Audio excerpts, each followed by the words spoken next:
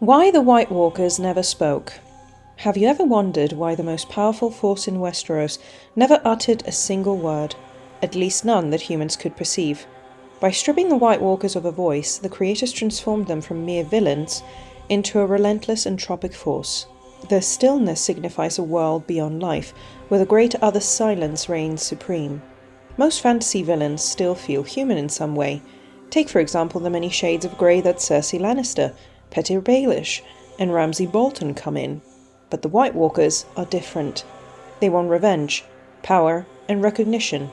They don't seem interested in being understood at all, and that transforms them from characters into something closer to a force of nature.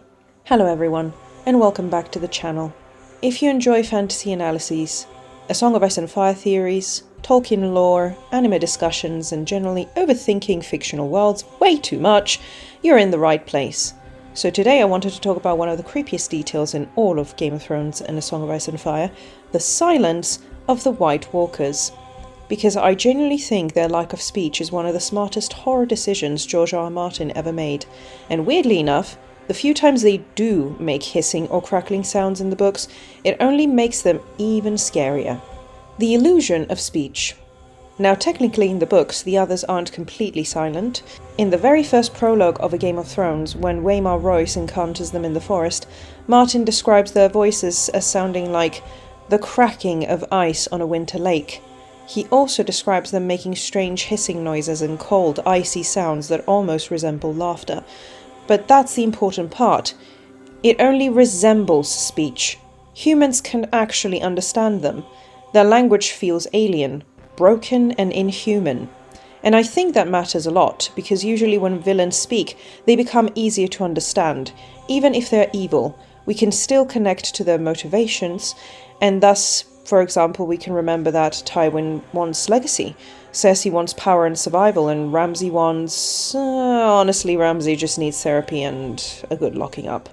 But the White Walkers don't explain themselves, which makes them feel less like people and more like a coming storm. Why silence is so unsettling. I think silence scares us because humans are naturally trying to find meaning in everything. We like explanations and motives and emotion. Even in horror films, the quiet moments are usually the most uncomfortable, because your brain starts filling in the gaps by itself. And the White Walkers are basically built around that fear.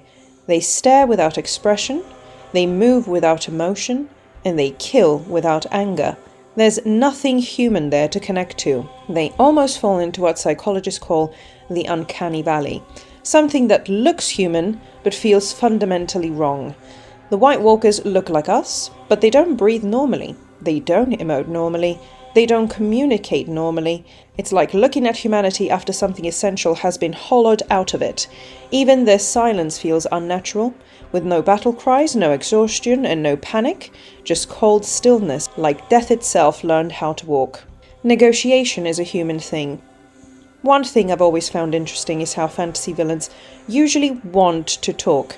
There's almost always some kind of speech before the final battle, as we're used to that in media nowadays, because speech implies something important, that there's still a shared understanding between both sides, that compromise is theoretically possible, that we can understand the psyche of the villain, but the White Walkers reject that completely. You can't reason with them, you can't appeal to them emotionally, you can't bargain with them, and honestly, I think that's why they feel so existentially terrifying.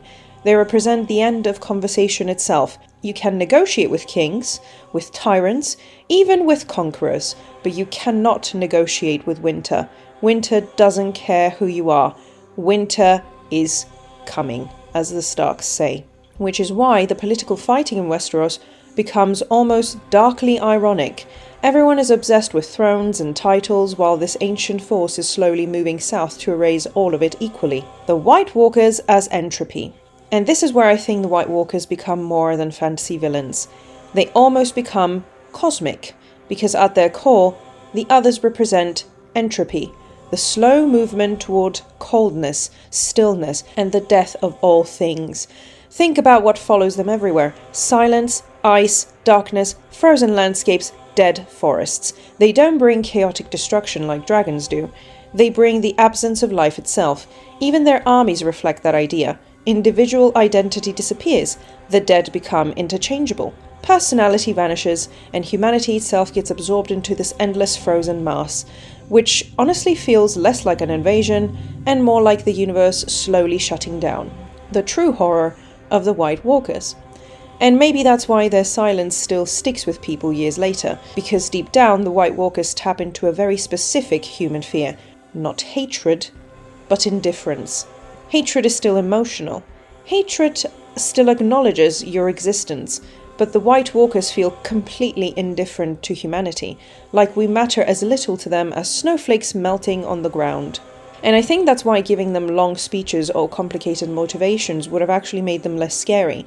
The moment they fully explain themselves, they become understandable, smaller and less mythic. Thusly, to reach the conclusion, we might want to think about how the scariest thing about the White Walkers was never their strength, or their army, or even death itself.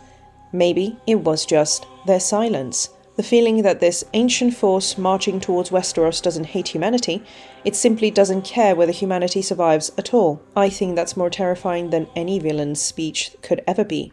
Anyways, thank you all so much for watching. If you enjoyed this video and you like deep fantasy analyses on A Song of Ice and Fire, Lord of the Rings, anime and storytelling, feel free to subscribe. I upload new fantasy videos every week. And if you'd like to support the channel further, I also have a Patreon linked below. Thank you again for watching, and before you go, let me leave you with one final thought. What if the White Walkers were never trying to conquer Westeros at all? What if they were simply trying to return the world to death and silence? Let me know what you think below. Thank you, and I'll see you in the next one.